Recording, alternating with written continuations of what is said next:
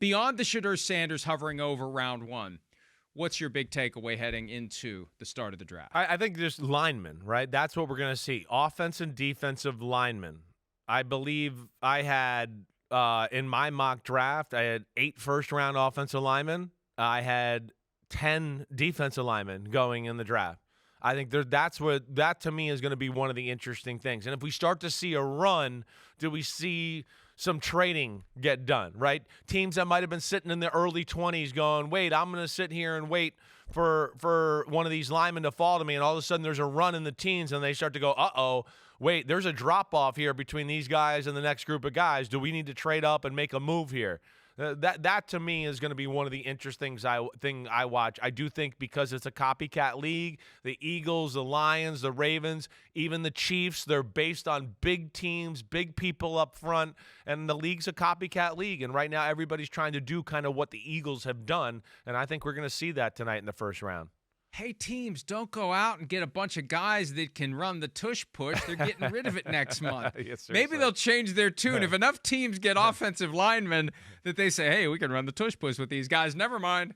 We retract our objection to the tush-push. But that is still hovering. Sean McVay was asked about it this week. Competition committee member, coach of the Rams, one of the voices that's out there saying it doesn't look like a football play, raising safety concerns. That's going to be front burner once we get through the draft. What are they going to do about that? But, yeah, we look at the success, and we've talked about this in the run-up to the draft. Right. It's not sexy. It's not fun. There's no fantasy football component. You know, oh, it's boring. I'd rather have – and I know from my own experience of watching the draft as part of the crowd that was brainwashed by it all the way back to the 80s. Like, it's more fun when your favorite team picks somebody who actually touches the football. Yeah, right. Like, it's no fun. Right. And teams are like that too. They're like that. At least with a defensive lineman, you can envision getting after the quarterback. Right. Offensive lineman, like, oh, I cares? know. You're right, Mike. You're right. Listen, I remember when the Vikings drafted Randall McDaniel, I was like, yeah. He's a Hall of Famer. Yeah, I know. That's what's so bad. Yeah. That's what's so bad. I feel bad for those guys. But you're right, and there's a lot of teams that are like that too, Mike. They really are. I don't want to take a offensive lineman in the top 15, but it's like, yeah, sometimes you got to do it. It's what you got to do to make your team better. Here's another thing here.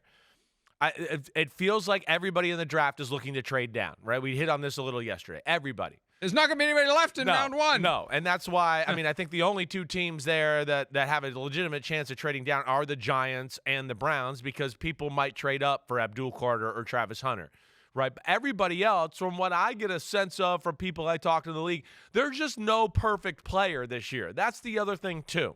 Right? It's every player I talk to with somebody in the NFL, there's always like, yeah, I like him, but, okay. Will Campbell, he's awesome, but his arms are short and he's a guard, not a tackle, right? Mason Graham, right, he's T-Rex. Mason Graham, you're hearing him, oh, he might fall a little. Oh, well, yeah, he's not the big physical specimen that we might want to take a D tackle at pick number 5 or 6, right?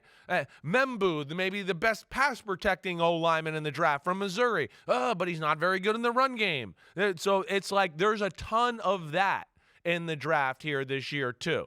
And that's what I find very interesting. I think that's why we're hearing the trade down stuff, and we're going to, I'm going to be interested to see how many trades actually happen to pursue players in this draft when it is all said and done.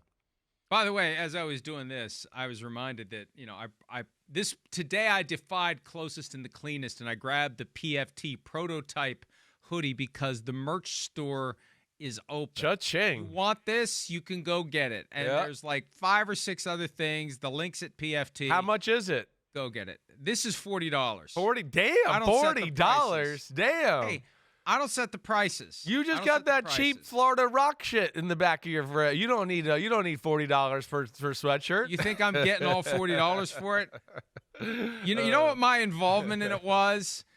Okay, that looks good. Okay, you want to do it? Go ahead. Go ahead and do it. I'm going to get a cut of something. I'll probably get 40 cents out of the $40 when it's all said and done. But it's more than zero, and it all adds up. But anyway, people, and I don't, look, if you want it, buy it. If you don't, don't. But I get pestered from time to time. More than anything else, this was an effort to end one of the little subcategories of emails I get that annoy me. When are you going to have a merch store? When are you going to have a merch store? Now I'm not going to get those. I'm probably still going to get them, and I'm going to have to respond to them saying, we do. We have one. Stop asking. Right. Stop asking. I sound like Brandon Staley after a press conference when he was coaching the Chargers. They were pressing him about giving up play calling or something. I'm not going to do it. Stop asking. I want to shout that at times on some of these topics. Now it's of course. Now I need to get my merch there next year's. I'm gonna. We don't make big and tall.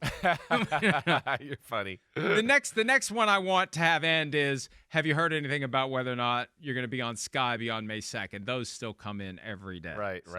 Yeah. Gary says blame the $40 price tag on the tariffs, by the way. Yeah. Hi, it's Mike Florio. Thanks for watching PFT on YouTube. Hit subscribe for the latest news and analysis from Pro Football Talk.